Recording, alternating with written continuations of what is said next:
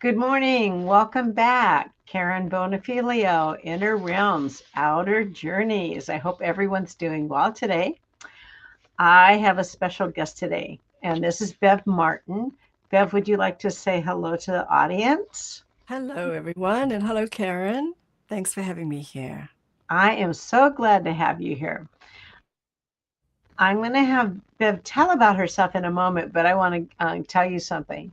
When I first started doing my interviews, Bev was one of the first people that I met, and I interviewed her. And her story's fabulous. Wait till you hear her story. But she's one of the most kindest, gracious people. And her interview accidentally went up on YouTube. Remember this, Bev? When it wasn't supposed to? You weren't ready yet or something, yeah. It got launched somehow because this girl didn't know exactly what to do, but it got launched. And I felt so badly that it wasn't done properly. But that's not why I'm having her back. Well, maybe that is part of the reason. But she's a really fabulous person, and she has a lot to offer. So, Bev, I'm glad you're back. Thank you for giving me grace and coming back. And please tell us a little bit about yourself.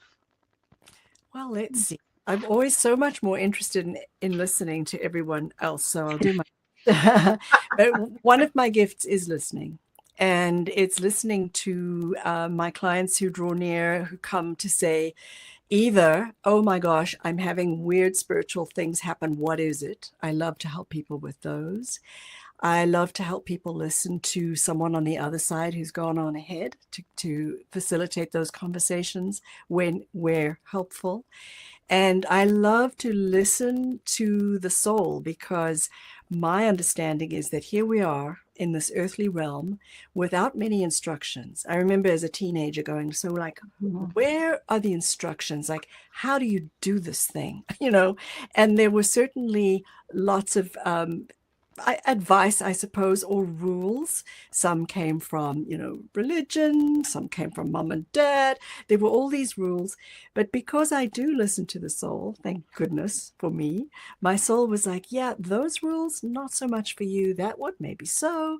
And so I love to help people listen to the soul because the soul has the instructions. It helps us make sense of this crazy landscape that we find ourselves in. And from my perspective, when you listen to your inner knowing and your soul, that is how you can navigate through life. And my hope is, my sense is with fewer regrets, because if we come into this earth plane and we do all the earthly expectations, become the CEO of blah, blah, blah, and such, all those things that we have decided in our culture is what success looks like, and great, go for that. But that's not what our soul came to do. So often at midlife or other stages of our life, our soul can go, I am, let's book, So I love to help facilitate those conversations between that deep inner knowing and our everyday selves.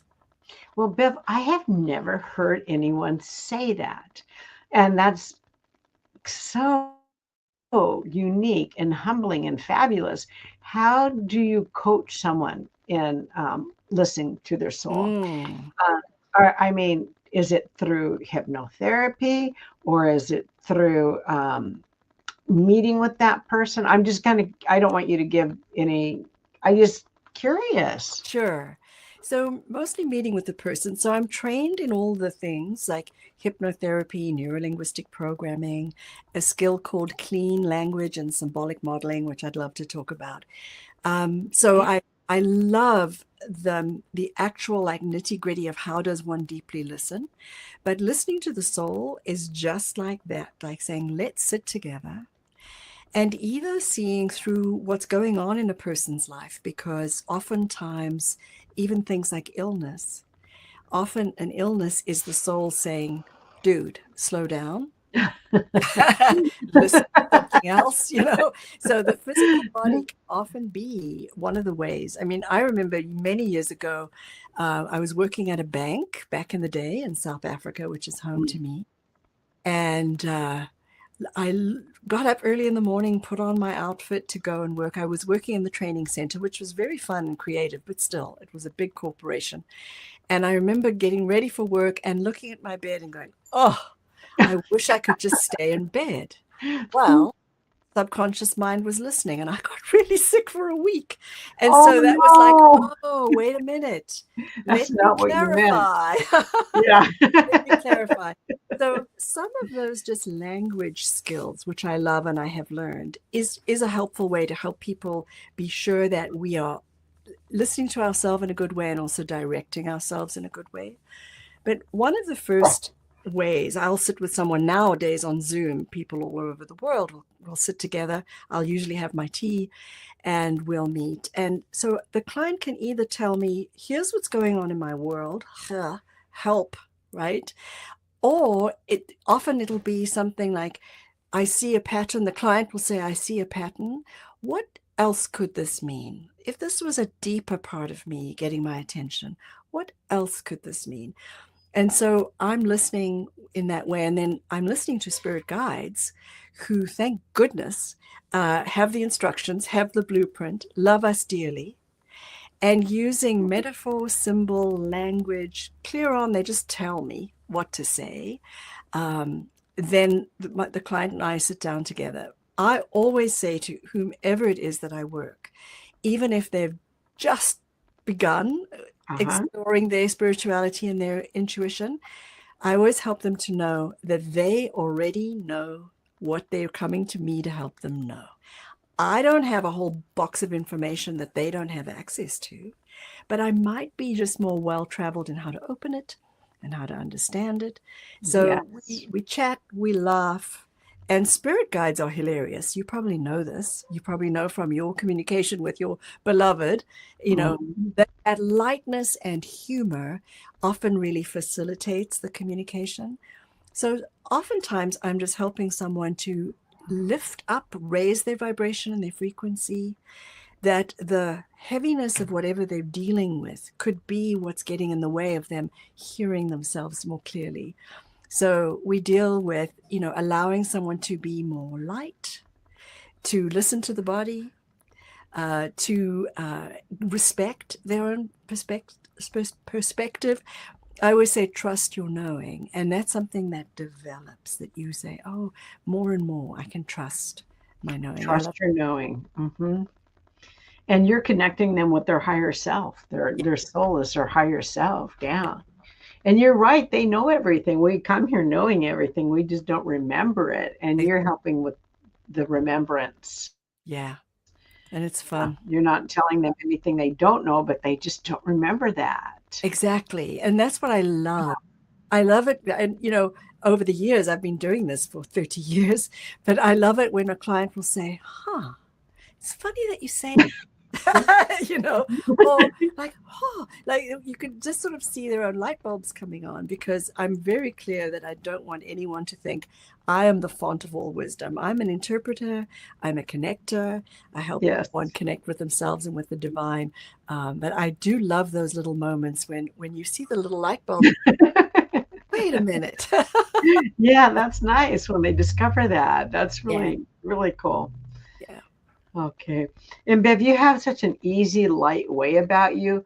You can set somebody at ease so easily too. Yeah, not just very embracing and loving. But my friend, you had a very interesting upbringing too, and how you were discovering your gifts. If you want to share that with the audience, Sure. I'm sure they would love to hear that. Sure. Well, several ways, but as a child, I was so open The way that my family told me about it back to me was, you're too sensitive. And they were probably right. And yet, that sensitivity is what I'm hoping to help everyone go. That sensitivity is your soul. You know, Yes. too sensitive means whatever you're picking up might be uncomfortable for somebody else. But to manage your sensitivity, and I have a whole section when I teach intuition on using empathy wisely. So in other words, to know that it's a gift to be able to feel another person's feelings. And it's also a gift to know which are yours and which are theirs. So all of that. And so I had several experiences as a child where I would be aware of something or feel an undercurrent. One example, which might be the story you've heard me tell, is when I was very little, about age 7, my grandfather had had a stroke and was in the hospital doing very poorly. And my grandmother was sleeping in my bed while I slept on the floor next to her because our house was near the hospital. In the wee hours of the morning, I opened my eyes, and there was my grandfather looking fantastic, radiant, beautiful, and calm and lovely. And he went over to my grandmother and he kissed her as she lay sleeping.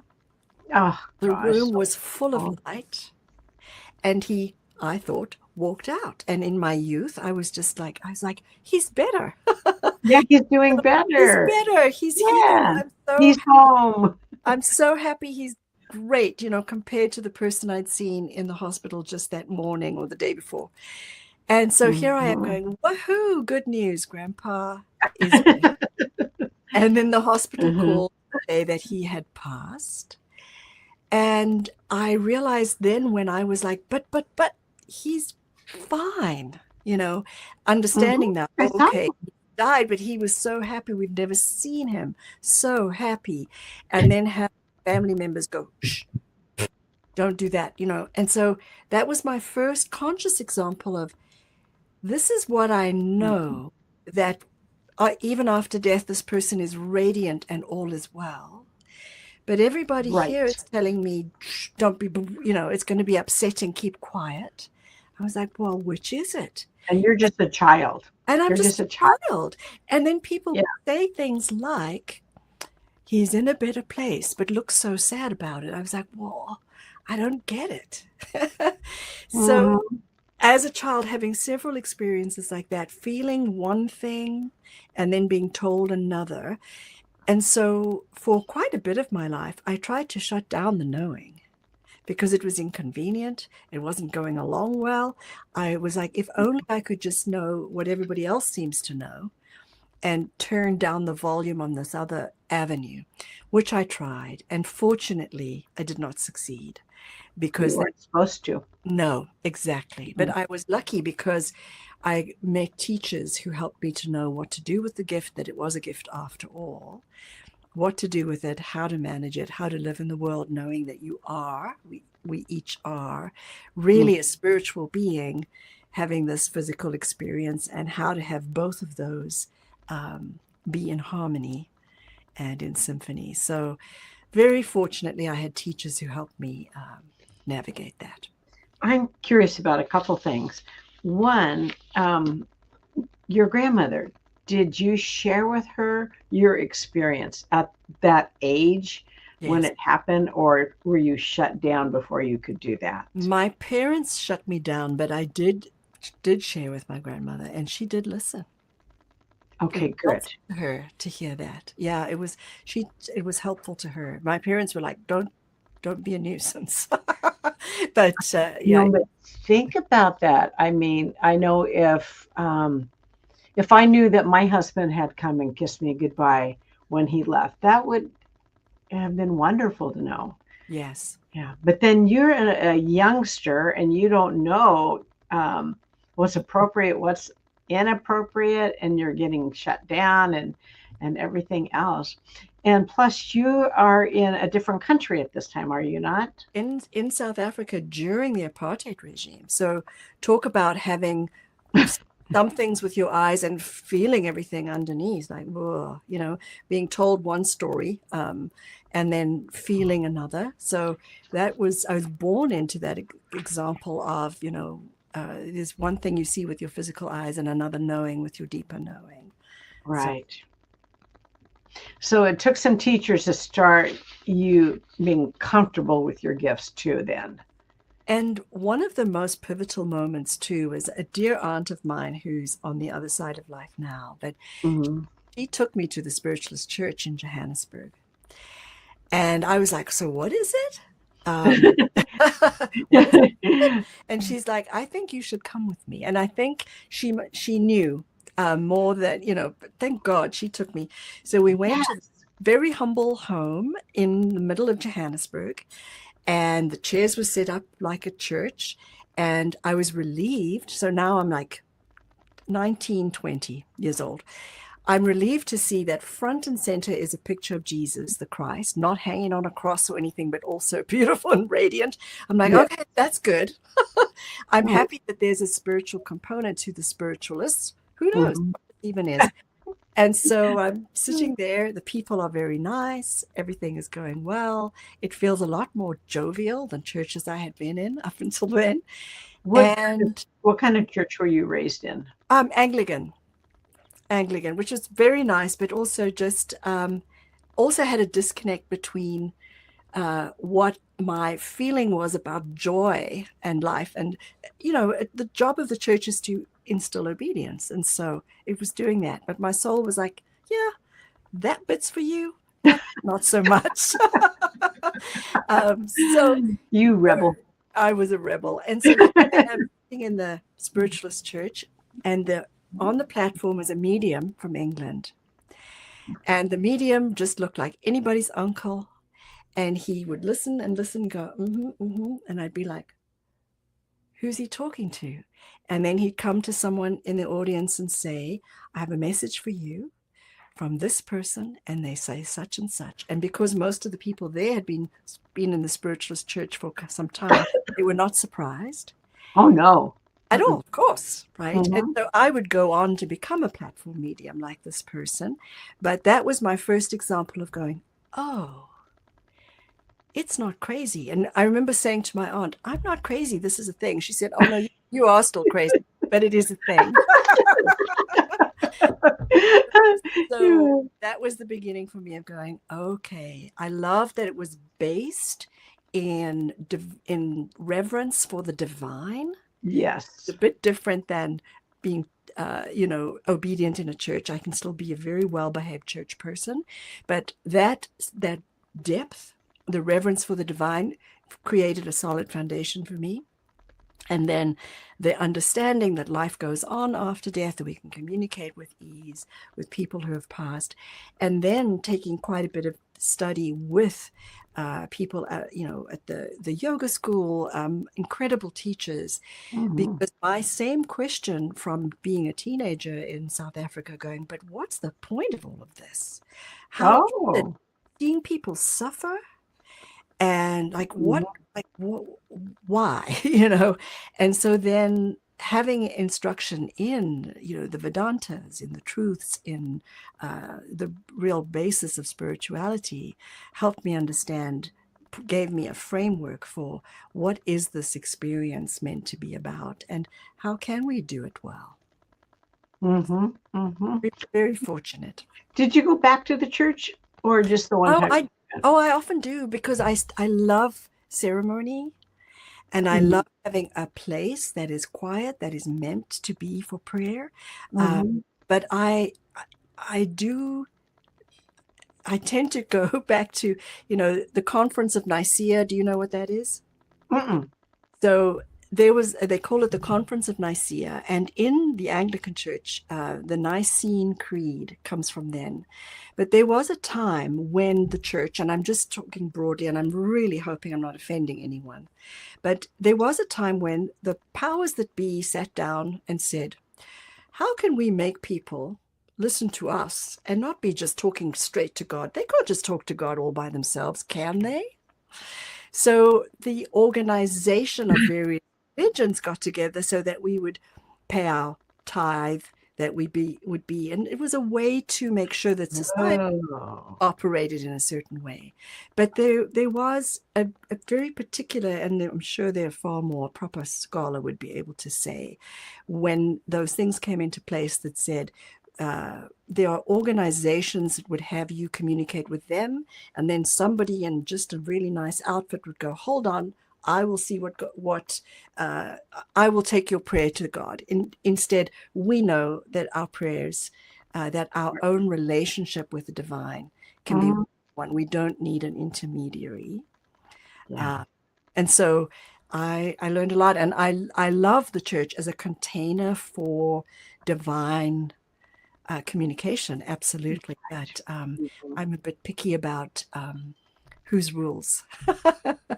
So, Yeah, I understand completely. And I was raised in a all affirming church, ah, and it was so different than they were not telling you to be obedient and this is what you need to think. It right. was wonderful. And then I hear about these other churches, and you know, Yes. and people, well, anyway, we won't go into that. You know what I will say is, even as a growing spiritual person, you do still need a kind of discipline. And Mhm, I would tend to call it discernment, and it's huge. mhm. So it isn't just like do whatever you jolly well like any of the time. There is still a structure, a Yes. framework, Mhm. a way of being discerning and considerate. Does this help me to be more of who I came to be? Empathy, compassion, all of those things that really are wonderful lessons that the church does offer us. So we don't just get to say no to anything that doesn't suit us. Mhm. Discernment is crucial, but it is a little bit more personal, that we're saying, I'm navigating a certain part of life. How might I do this, rather than, oh, there's a rule in a book somewhere. Right. Yes. Mhm. Before we talk about where you've gone with your gifts, I understand that what was your father's opinion about having a psychic child? He was not a fan. He was not a fan. And there were times before I learned how to properly use my gifts, that I would just blurt out things. And my father was not a fan of that. And he really did try to have me hush. And then much later in my Oh, life, my father came here, and there was a time when my dad was in hospital. I must have only been about 13 or 14, and while I was in the hospital standing next to my dad's bed, I saw his father, who'd long since passed away. And mm, I did say, oh, Dad, there's this man and he looks like this. And I remember my dad looking at me really quizzically, because I had never met that grandfather. He'd passed right. many years. Mhm. And my dad listening, and he said, well, that's a coincidence. And from my dad, who is such a certain person in the world about everything, that's a coincidence I would take as the greatest opening. And I just left it there, Oh, because I didn't need to, I wasn't in the business of convincing anybody. I still, right.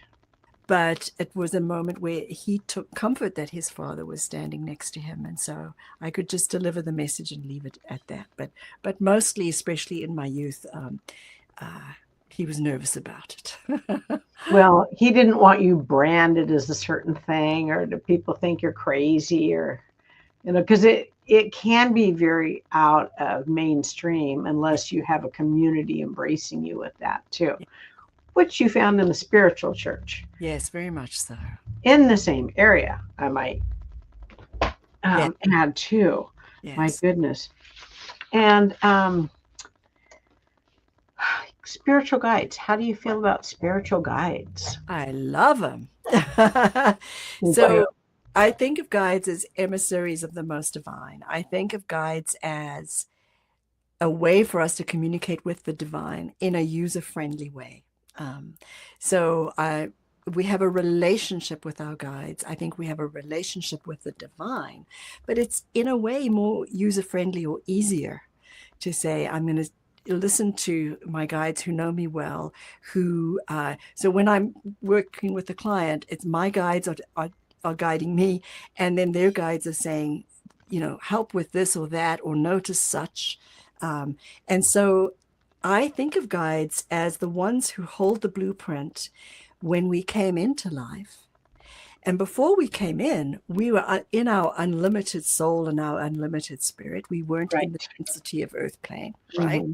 So we're like, how hard can it be? How hard can Extremely. it incarnate, to live in the density of the world, to have to use an ego in order to navigate everybody else's egos too? I mean, Mm-hmm.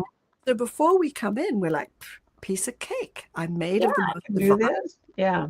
Wahoo, let me add it. And so the guides are the ones who, before we come in, might look at our plan and go, you sure about this? What about this piece? What about that piece? And we might say, And you oh, discussed that.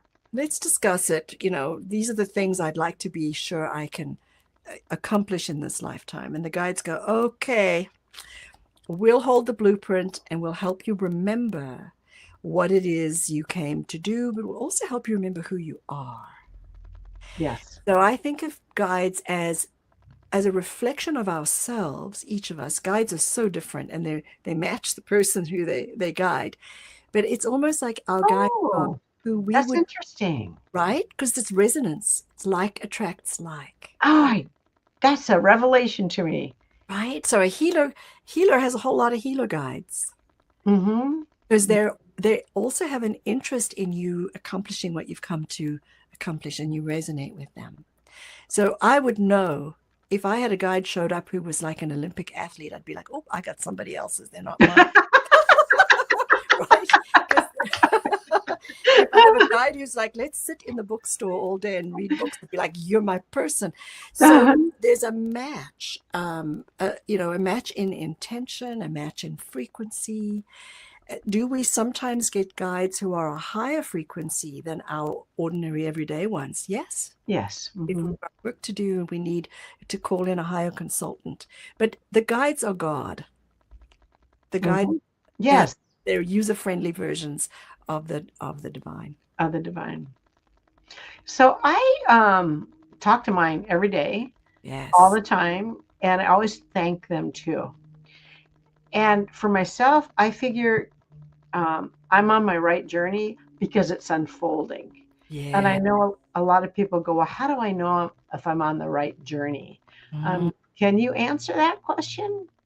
I don't Yes. know. Okay. Usually. And so it depends which journey. So like when we're on our soul's journey, Mm-hmm. there can be a sense of lightness that comes with it, because even if it's uncommon or unusual, our soul goes like, oh yeah, you're warmest this way, right? So Mm-hmm. that's Mm-hmm. also often how the body will let us know, right? So a feeling of heaviness or dread, which is common, right? We often feel that will often be a sense of like this way or that. So one of my dearest friends in the world, Barbara, who passed this just recently at 96. Barbara was my Oh my goodness. soul mother and just the most wonderful spiritual teacher for me. Mm-hmm.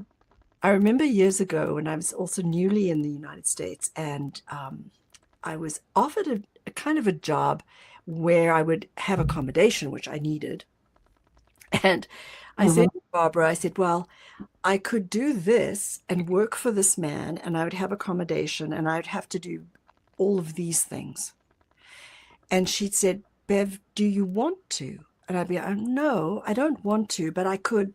So I was compromising, and I was being very practical in the world, going like, these things would help me survive.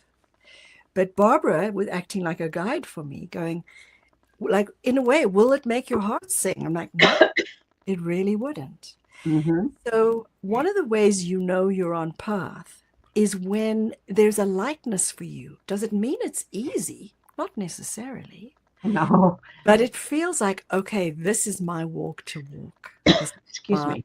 do, right? So people are on path when there's a feeling of rightness about it. It feels like you're attending to the errand of your own soul or the agenda of your own soul.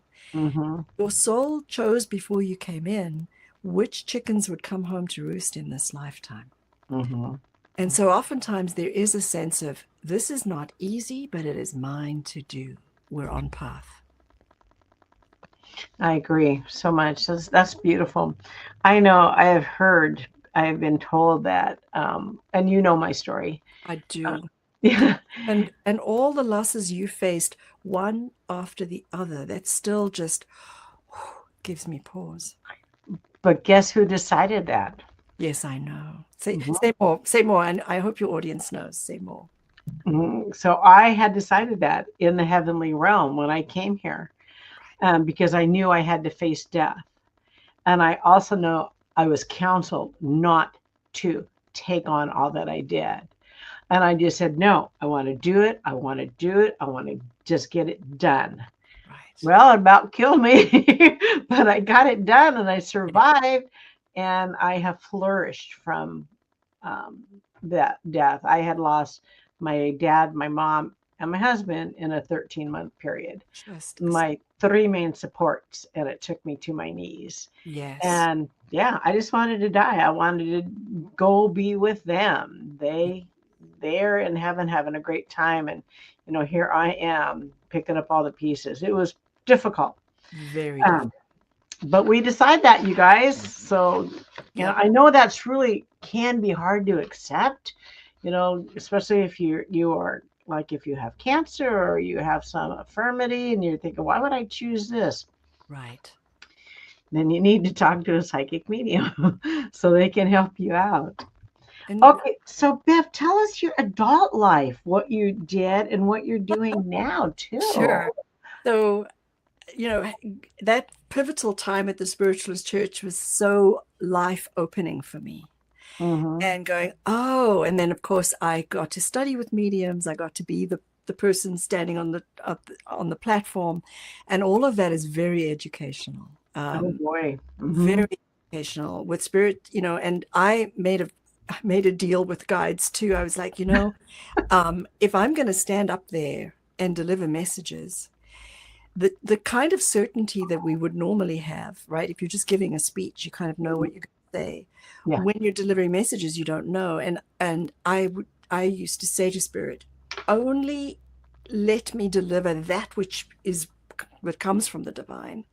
And if I have it wrong, shut me up, please, because I don't, it would just be awful. Yes. Because you're sitting up there and it's lovely, and the hymns are being sung, and it's the atmosphere is lovely. But if I would go in my own human self, which is let me do a really good job, and thinking let me dazzle and flash with amazing messages, that is not the outcome. Hmm. So asking spirit to help me, make me an instrument of thy peace. There you go. Help me deliver the messages that you want delivered. And if I get a big idea in my head and think I've got a very clever idea, but it is not this, shut me up. And so one of the things I had to learn, and so many wonderful things I got to learn with incredible teachers, but one of the things was getting up and going, I don't even know yet. I know I've got something to say to this person. Would my logical mind love to have had it all figured out ahead of time and know that it's awesome? Of course. Sure. Of Hmm. course. But Hmm. no. So it would be like, okay, Work that I way. know I'm coming to this person. So one of the times at the Spiritualist Church, I wasn't on the platform at the time. I'm minding my own business in the row with my aunt and my cousin. And the medium Helen Stone was on. She was one of my teachers, was on the platform. And there were some new people sitting in front of me that I didn't know. And Mhm. I'm just sitting there minding my own business, enjoying the prayer and the song and the address that the medium gave. And I suppose because these people were right in front of me, I kind of got a message for them, but I was like, I'm not on the platform and I haven't done my strict instructions. So I'm just going to let that be. So very, very strangely, and the message was really weird. And so I was like, yeah, I'm not saying that. And luckily I don't have to. I'm not on the media. I'm not on the platform. And strangely, Helen Stone, who was my mediumship teacher, when she was wrapping up and she was giving messages, she said, Bev, do you have anything? And I'm like, ah. Right in front of everybody. Right in front of everyone. I was like, okay. So I said, yes, I do. And you're behind Okay. these people. I came up to the front and addressed these people. And here's the message. Now, bearing in mind, if my brain would like it to be like, here is the cure for a dread disease. There you go. Right? Mm-hmm. This is not it. So the phrase that the guides gave me, because it's not my business, it's just for them, was for them, don't let the flea be bigger than the dog. And the people went, oh, They understood.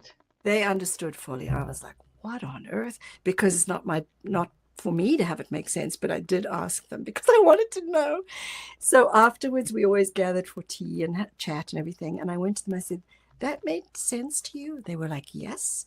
We have been considering legal action about something. And don't let the flea be bigger than the dog was what we wanted to hear. Did I let it go? Perfect. Their guides knew exactly what they needed to hear, and Spirit delivered the message. And so that's something I encourage your audience too. Your guides are communicating with you all the time. You'll be driving somewhere and you'll see a truck go by with something written on the side. Mm-hmm. It'll be like, oh. So if you have a question or you have something that you're saying, do please guide me on this. If you are open to guidance, then those things that seem like random acts of nothing at all Mm-hmm. can connect with what it is you need. So ask questions not for the answer, is like, you're not going to say, do my work for me. Your guides will not do that. No. But you can say, I'm open to guidance about this choice that I'm making. And then you hear a phrase like that, or you'll see just do it. And be open to those sorts of things, song that comes on the radio. Spirit, you're in dialogue with the divine All the time. You are. I have so many chills over here. I gotta put my blanket up. I'm Oh, well, you freezing. know what that means, don't you? Yes, I do. Oh, and you know what I did? I turned up my heat even, and I'm still freezing before I came on. Yeah, I'm glad this is my dad's blanket. I'm have it. Yeah. Mm. Um, sometimes my guides will tell me things and I go, "Are you serious? Are you serious?" And they can be so funny, so funny. But that the chills, you know what they mean. I have one client that always jokes when she books, she's in the UK. She always says, put your jumper on, because our interaction is always like very, very chilly. But Yeah, they are. that's the spirit. Oh my gosh, I feel like an old lady all bundled up over here, but yeah.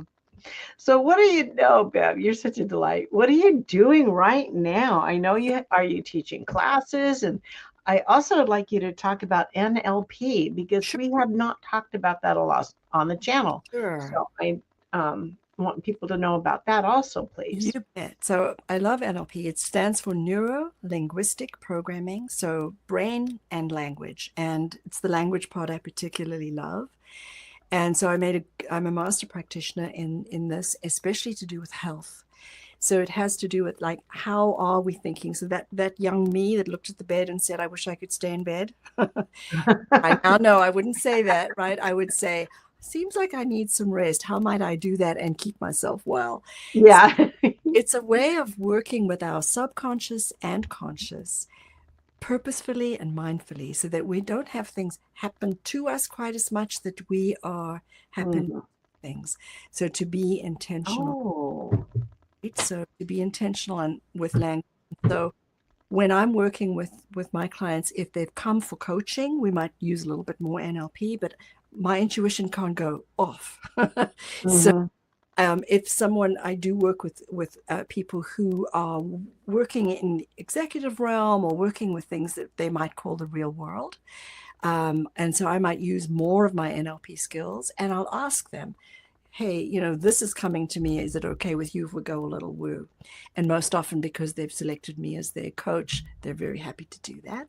Hmm. So it's a balance between, in a way, the thinking mind and the knowing heart.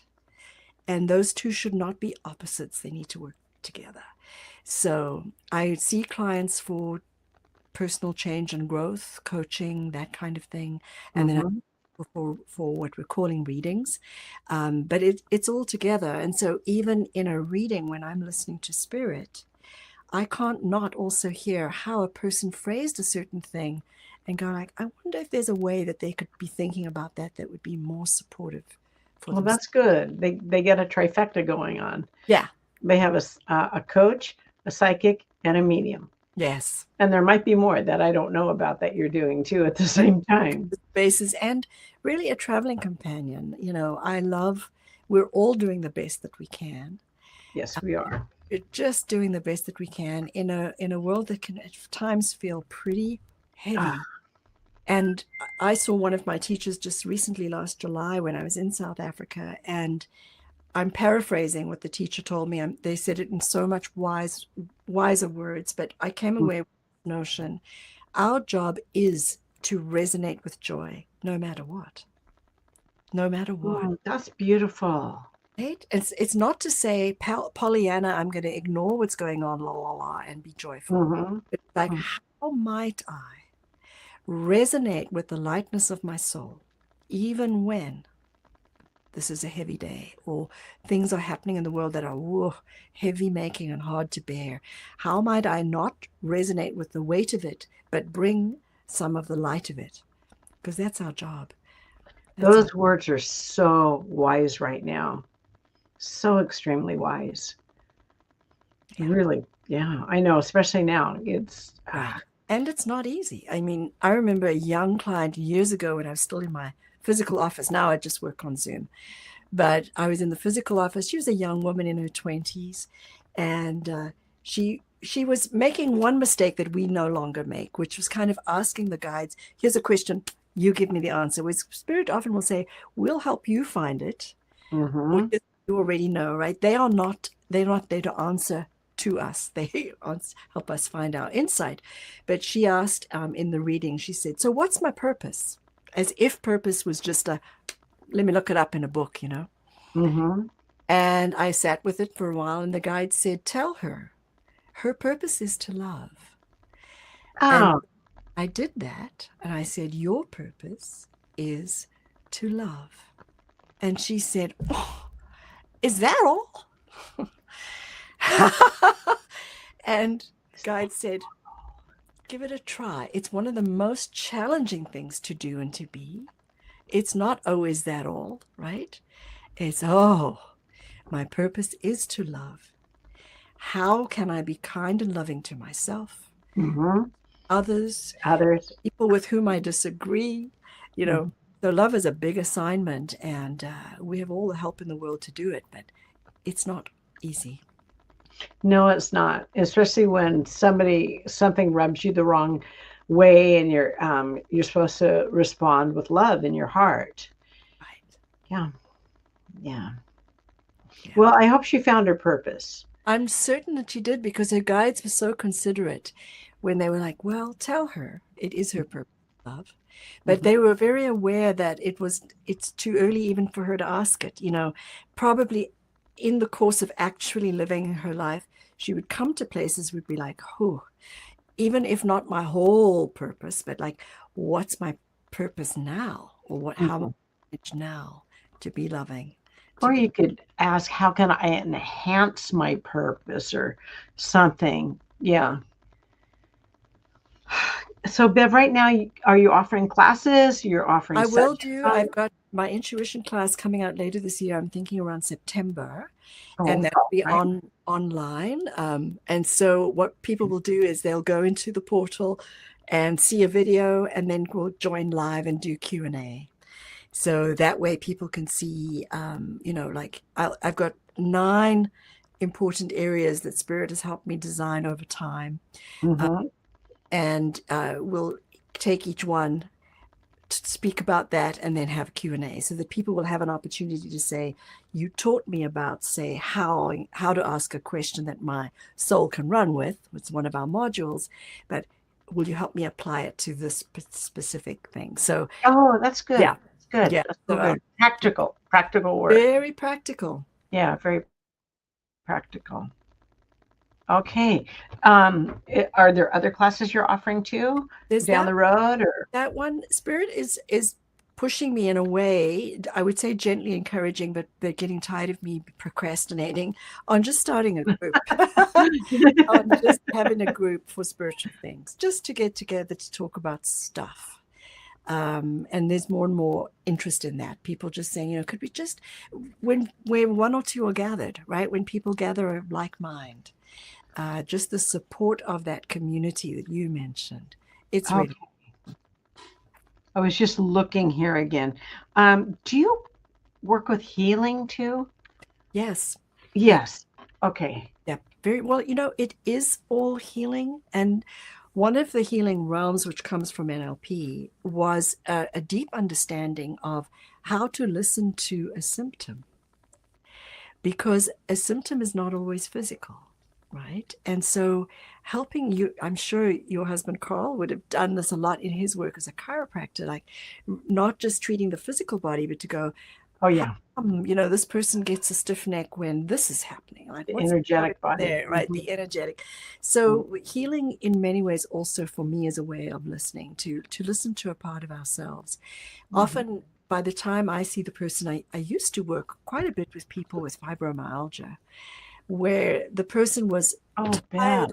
feeling tired, and in a way, some of the healing work was to help them to befriend themselves again and not to treat the body as if it were betraying them. Although it can feel like that. People with migraines and that, they often can get to a place of feeling like the body is not on their side. So Mm-hmm. facilitate a communication of actually letting the body speak. We ask the body, you Boy, know, my mom could have used you. oh, it helps so much. Yeah. Because she felt like her body was attacking her too, and the pain and Oh, everything. and people, we go through so much. We go through so much. But listening even Mm-hmm. to say, I know, body, you're doing the best for me. And of course, the body's job is in a good way to feel fear, right? Not, we don't want to live in fear, but that No. Mm-hmm. don't go down that alley. Our body has a way of getting our attention. So I love to help people, including my own self, to listen to the body when it's just whispering. Um, but here's what's something funny. You might find this amusing. Here I am, intuitive medium. I'm a professional psychic. I didn't know I was pregnant. Bev, And how here's could you why. not know you're pregnant? Hello. So Oh this was my God. so Jim and I had flown to South Africa. I know. I just tell that story on myself because, like, I'm duh, sorry. right? So we'd flown to South Africa, and I was thinking, man, so the point of the story is, if you have your head keep giving you a reason for a thing without asking your soul, your head will always come up with a reason. My head was like, well, this is jet lag. Well, this is such, Yep. right? Duh. And I was like, well, it's, this kind of thing. And then finally, we were going to go on safari, and you had to take malaria tablets. And my friend had got us the malaria tablets. And as I put my hands on them, thank goodness, finally now I was stopping justifying. And my guides were like, those are not for you. And I was Oh, like, why would they not be for me? Am I pregnant? No. It's like the guides were like, we've been trying to talk to about you, but you time. kept saying, About time. right, exactly. So I would like everyone to know that even someone who claims to be highly intuitive can miss a thing when we are justifying it or looking for reasons. And so, as best we can, to go, let's not try and find a big old reason. Let me just listen. What's going on here? What can I know about this? So often when I'm reading for clients, they'll bring questions and we'll explore. Then I ask Spirit, what can we know that we didn't know to ask? And that is an opportunity for Spirit to say, well, here's something you've been missing, or here's something that Yes. you've been talking yourself out of. So That's beautiful. That's beautiful. And it's really odd. You made me have a memory. So I'm going to share that. Um, and this is when I was just in the infant stages of learning about my psychic abilities and all these other things. I knew the minute I got pregnant. I knew the minute I got pregnant. Oh my God, I'm pregnant. And then I thought, well, how do I know that? But I just knew I was pregnant, and it That, was true. that's it. It was Well, true. strangely, my daughter came to me at the time that she was probably, as that was happening. I had Mhm. such a dream of her. I knew that this would be my child and everything, but I was still thinking of it. I really wasn't thinking of it because I had, you know, justified it. But I would have been surprised if my child had been other than a girl because she kept showing up in dreams. Uh, Mhm. she was telling me who she was all along the way. And then, of course, she was born and is herself. She also told me from the womb that the name that I had chosen for her was not going to be her name. Thank you very much. Oh, really? Yeah. So What name did you choose? I loved the name Kayla because it was like such a new name for me, not being from America. I was like, "Ooh, that's a lovely name." And the Yeah, baby was like, no. And so my daughter is Tara. Tara. Tara's beautiful. Yeah. Tara's beautiful. I like it better than Kayla. I agree with your daughter. It was just, I'm not having it. Oh, that's great. Bev, it is always a pleasure. I have one more question for you. And first of all, I always have a little message for my husband for my recorded videos, and it's love from Bono. And as you were talking, he wants everyone to recognize the importance of their energetic body, not just this physical body, but their energetic body, because we are all energy. We're all energy based, and pay attention to your energy and to the messages that you receive. So that was from my husband. He's just And grinning at you, he's just smiling at you like, he's usually right here on this side of me yep. when, He was putting the blanket on you, he says. oh, thank you, honey. Yeah, I haven't gotten cold in a long time on the interviews, so that was interesting today. He's so cute. I love him so much. Um, Bev, you've come on the channel, and I know that your entire life is about being of service. Yes. You are that type of purpose. And for yourself, how have you found what is your best way to be a service for you? Mhm. For me, it is in my client work and then prayer.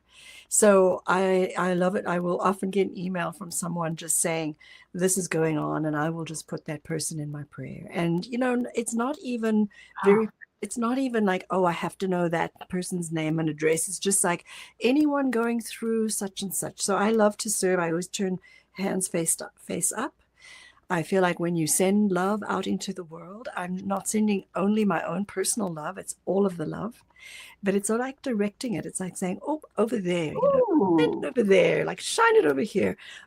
And you'll feel your hands to get warm when you do that. And so that's one of the ways to be in service is to just simply to send light, to be light, to Be be the light and send the light.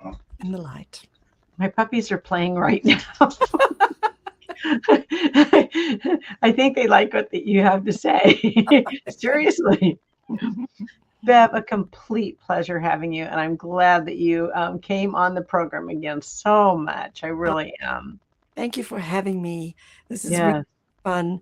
And I love that, the people who listen to you, each person knows what they know. They know what they know, and they can trust themselves and then get curious about what else they can know and understand. And you are a beautiful soul to reach out to also.